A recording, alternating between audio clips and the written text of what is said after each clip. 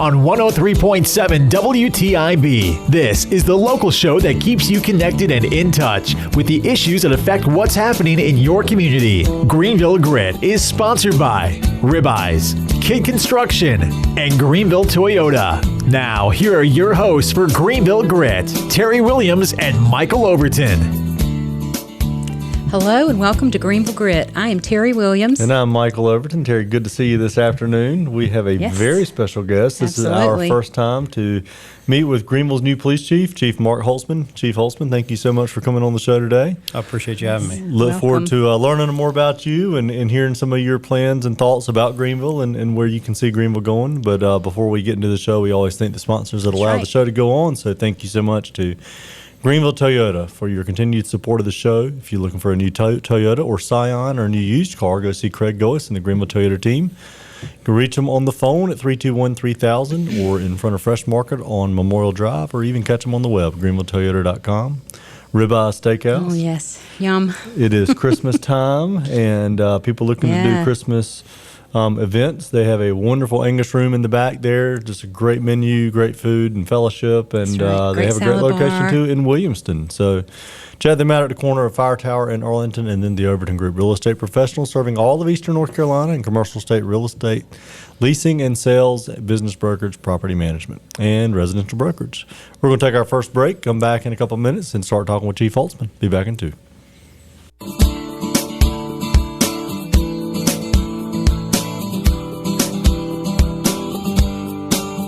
Welcome back to the Greenville Grit. I am Michael Overton, along with my co-host Terry Williams. Terry, we have new Greenville Police Chief Mark Holtzman that has joined us, formerly with Hagerstown, Maryland, and I think, what were you there for, 20-some years? 25 years. 25 years. Mm-hmm. Well, I guess the first question is, how'd you end up here in Greenville, North Carolina?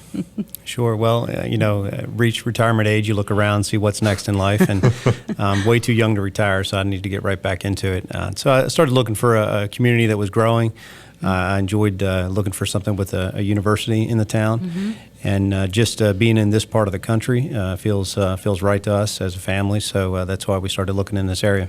All right. Tell us a little bit about your family, if you don't mind. Sure. I have a wife and 4 kids. Oh, wow. And so 2 of the boys will be coming down with me. The girls are a bit raised, and one's in college still. Okay. So, but the boys will be down here with me real soon, and we're looking forward to just getting plugged into the community. They're very active in sports and in our church and things like that. Right. So, we're looking forward to this. Well, we have sports here. Yeah, that's a big thing. That's what I hear, yes. So you're actually already here, already in place, and already at work. That's right. Going strong with that. So how long have you actually been, at work and in place? Sure. So I started here September the 21st. Okay. So I guess we're nearing 3 months into that, and just kind of get my way acclimated around the department, around the community, and the city itself. So it's been a lot of learning some new names all over again, but a lot of things are familiar to me. There are a lot of things in place here that I'm comfortable with, I'm familiar with, partnerships that the police department has with the community, with different leadership within the community. Just I can see a lot of similarities, and I expected that. I spent my entire career in municipal policing, and municipal policing is very, very similar in as you move around the country. So right. So when you first came, if I recall, you had something sort of like a meet and greet. Can you explain maybe what that was all about? Because I did not get to attend, but you did have an opportunity to go ahead and right off the bat get in contact with some of the citizens and different people and meet some people right away. Sure. I'm glad you bring that up, and I can just use it as a promo into the fact that we're going to do more of those. It was a coffee with the chief. We did it downtown at the Scullery, and it was a chance just to meet the downtown community, the business community, and anybody else that had a chance to come down and just say hi. A chance to chat with the chief is what we called it. We have several more of those that we're planning. We're going to go in the west, the east, the south, move around the city a bit, and give a chance to meet with different people at different times of the day as well. In case they're working, we'll be doing some evenings and some Saturdays. I think that's a great idea.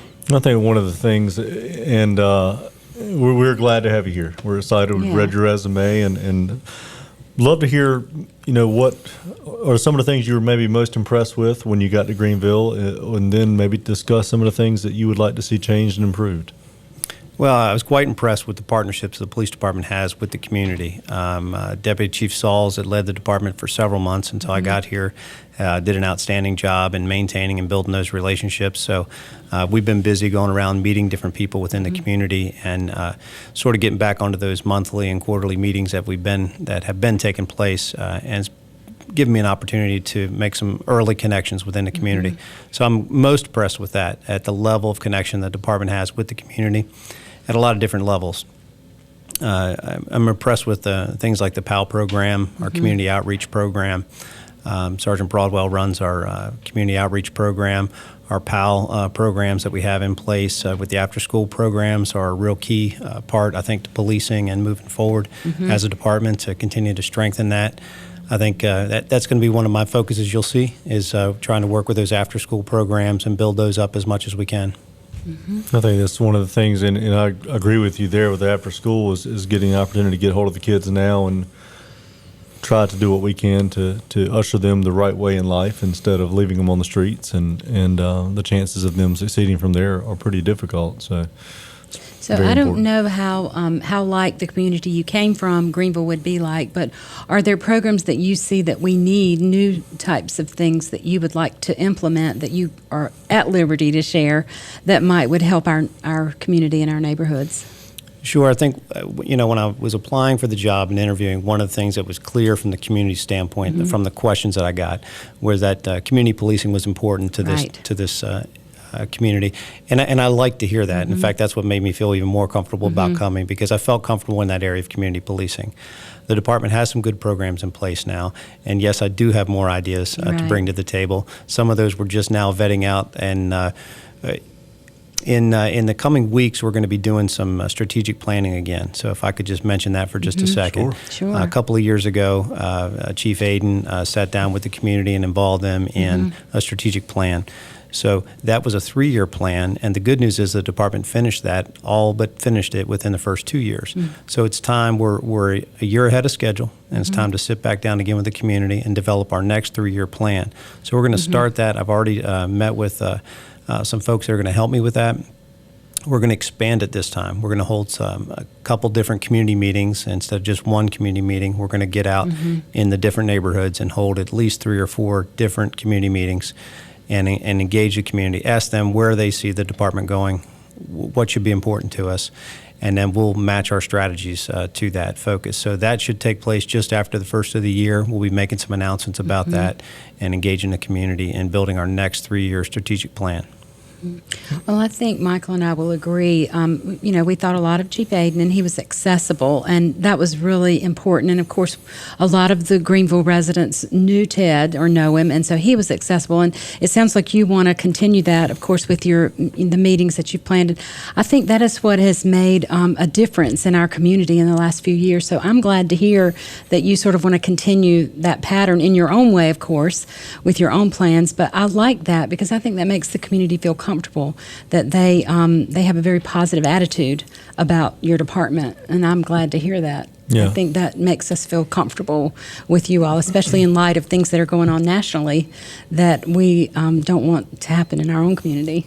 Absolutely. You bring up a great point, and I think that the stronger connection we have with the community, the better off you are at preventing what you see at the national level from taking place. I really enjoy communities this size. I think in some of our major cities, it's hard to stay in touch with the community. Obviously, you're dealing with such a large population, but in a city the size of Greenville, I still think it's large enough that it's going places. It has its own momentum and a great feeling to it, but it's still small enough that I can make some connections in the community and be approachable. I've said a few times that I want to be a chief that's been known to work at the neighborhood level. So what does that mean? It's going to mean several things, but you'll see it in the programs that we put together. As we go out, we're going to be looking at one neighborhood at a time while we're servicing the whole community, one neighborhood at a time, how we can turn that one around, maybe with some improved infrastructure, maybe with improved policings, and then partnering with some this is where sort of the call to arms for the community is for the programs that are in place around the community that work with kids, that work with community, work with addictions, bring those together and partner with us and help sort of revitalize some neighborhoods. I enjoyed looking back as months go by and seeing some improvements in those neighborhoods that you can physically see. And so that's what I enjoy working towards. How do you continue to push these organizations to partner? I mean, or what ways do you go about, I guess, encouraging that? I think it's about giving them a vision, letting them know where we're going to be working, some needs that we see. Police department is a great barometer for a community to let them know where we're seeing trouble at and where we have gaps that we feel need service. Maybe it's another after-school program in an area. Maybe it's a lack of some facilities for kids to play on, or it could be a strong level of addiction in a certain area. And then my experience has been that we have had a very welcoming approach from community partners. In other words, they're ready to help. They just want to know where to plug in at. We run a Citizens Police Academy at our department. It's a great way for people to learn more about our department and become a partner with the different programs we have. And I mentioned Sergeant Broadwell, our community outreach person. He'll be a part of that and then be the connection point for the community.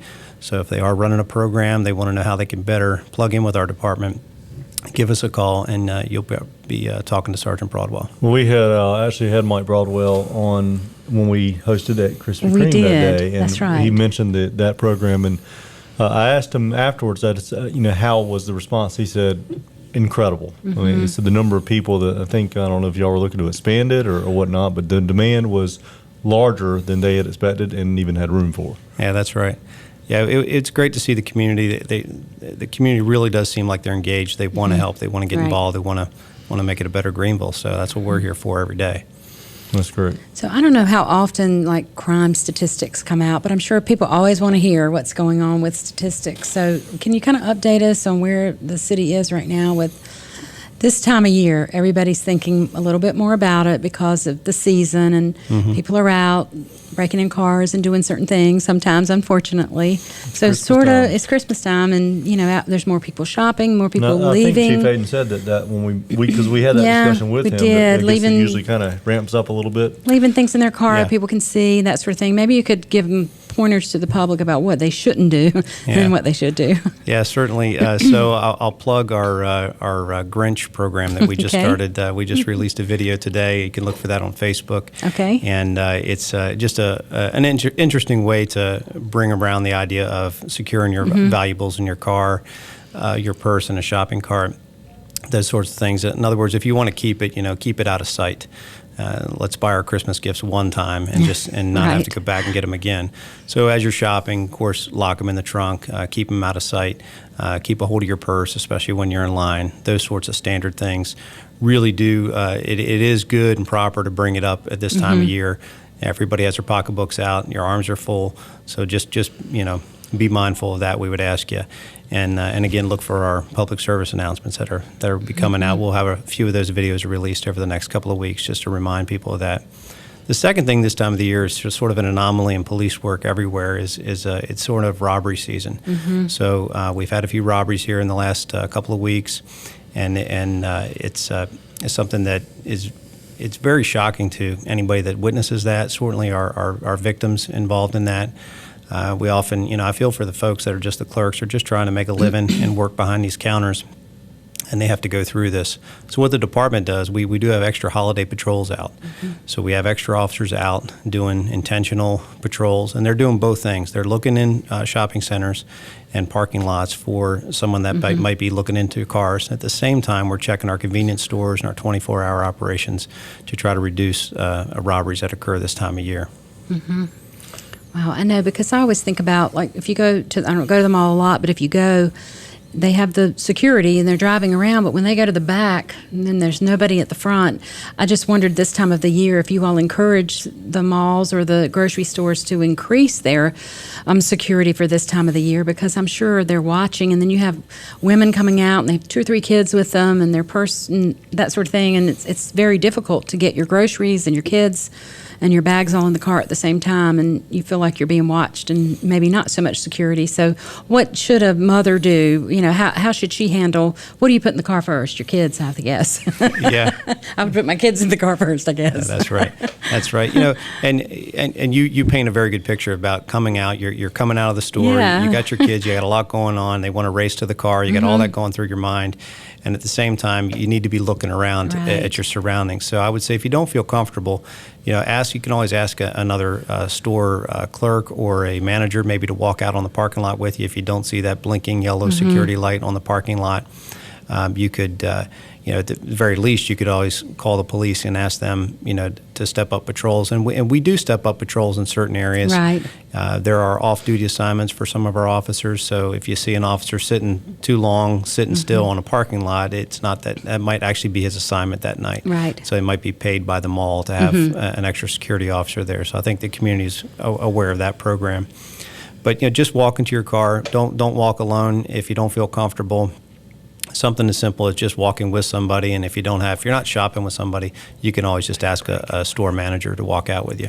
Well, that brings up another question, and I have a problem with this. You may not want to answer this question, but at a certain grocery store, they do have a security guard. That security guard sits inside that grocery store, and that's not where someone is probably going to rob you. Instead of watching the parking lot, they're watching the cash registers, and I have a problem with that when I go out, especially if it's like 10 at night after I've gotten off late from work, and sometimes I have to ask them, please watch the parking lot, because they actually stand with their back to the parking lot, and that doesn't, to me, that's not. Would you not feel like they need to be watching the parking lot? What would you suggest I ask them to do? Well, I would suggest talking to the manager and letting them know that that's important to you, and that if they want your business, that perhaps they could be mindful of that, especially when you're walking out to your car. I think right now it's probably a good time, Terry, to take our second break. So we're going to do that, and we'll be back in a second to wrap up with Chief Holtzman. Sounds good. Eastern Carolina, want big savings?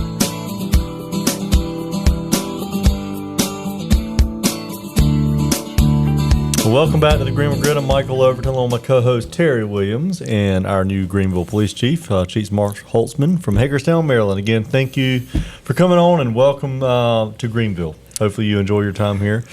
There's been a lot of good progress made over the last several years, and one of them was, I think in our break you mentioned crime rate is down 12%. That's right. Over last year, and it was down last year from the year before. So we're trending, and some of the history of Greenville, and it's always been a frustration, is because you've got two TV stations in the town. Your newspaper's here. It's this town with the university. So everything is reported versus some of the surrounding communities, and everyone's like, oh my goodness, it's so dangerous there. So Terry and I have always argued with people that it's definitely more of a perception issue than a reality issue. But can you maybe speak on the trending of the crime rate as well as focused deterrence? That was a program started last year that I guess really targets the worst offenders in Greenville, and where we are on that. Sure. And, to many people, perception is reality, and I would have to agree with them. If you don't feel safe, it doesn't really matter what the stats are. Chief, you can tell me all day long we're down 12%. I don't feel safe. So I think a large part of what we do is trying to address that fear of crime, and we address it through, programs such as the focused deterrence, but getting positive information out to the community, fixing the environment. Lighting is very important, and very important in this city as we're looking around. One of the programs we have coming on West 5th Street in West Greenville is a lighting project. GUC is helping us out, and we're going to be installing some additional LED lights all throughout that area. And they should be coming online in the next couple of months. The work order is already in. The plans have already been done. And we've intentionally placed those around our data-driven policing. So we have a crime map, as you would expect us to have, and we've drawn very small boxes on that crime map. Several of them are in that area, and those are the areas that are getting the first LED lights on West 5th Street. And then as we work in that neighborhood, we'll be adding additional ones here and there where we see deficiencies. As the crime shifts, you just keep adding. A lot of people ask that, does crime shift? The answer is yes, it can, but it's not a one-to-one ratio. It really isn't. Crime will actually hit a natural point in a community, and as it moves from neighborhood to neighborhood, just like you might not feel comfortable walking over to the next neighborhood because you walk your route every day, criminals operate the same way. So they're less likely to transfer. If we displace some crime, yes, it can displace, but never really a one-to-one ratio. So addressing the perception, addressing the fear of crime. Lighting is a big one for us, changing the environment. The department has several people that are trained in crime prevention through environmental design. It's a standard all across the country. And as we work to sort of fix each neighborhood and each street as we go, that's the plan we use. And I think as we fix the environment, as we put more positive information out and partner with the community, you can begin to change the reputation of a neighborhood. And then you bring down that perception, bring down that fear of crime. So that's sort of the plan to address that. One of the programs you mentioned, focused deterrence, and what that is. We all know that there's only a few people causing most of the crime in the community. Right. And of those few people, there are a few people that are, the majority of them, they're making that mistake, they're learning their lesson, they're not going back. But some of these folks have decided to make a career out of this, just like anybody else would. And so they join our focused deterrence group, not by choice. Yeah, I was like, not really joined. Not really joined. That's right. Hey, let me do it. So Sergeant Friday and Devinder Culver, they run that program for us. It's been very successful. What they do is they bring the individuals in. First, we identify our worst offenders, our repeat offenders. We bring them in, and we sort of wrap a number of services around them and give them options to choose a different path. One of those options that they're up against is the DA, the district attorney, will be there and explain to them what happens next. In other words, they've had their second, third, and fourth chance. The next one, they're going away for a while. And so you'll see someone that makes a minor offense, and you might read in the paper, well, this person did a minor assault or a minor theft, but they got a very long sentence. Well, that might have been part of our focused deterrence unit. They've been warned. They know what the consequences are. And then they go away for a bit longer. So that's sort of the focused deterrence program. New to that program is sort of a juvenile approach to that. So we've sort of just started off on that and graduated our first group of juveniles that have been causing a good bit of trouble where they're at. So we brought them together, worked with the Board of Education, and had our first graduation with a group of about 10 or 12. Wow. It was very interesting, and at that graduation, they got their first certificate even before they got out of high school, and it was neat to see the kids actually get a certificate. The Board of Education was there with us.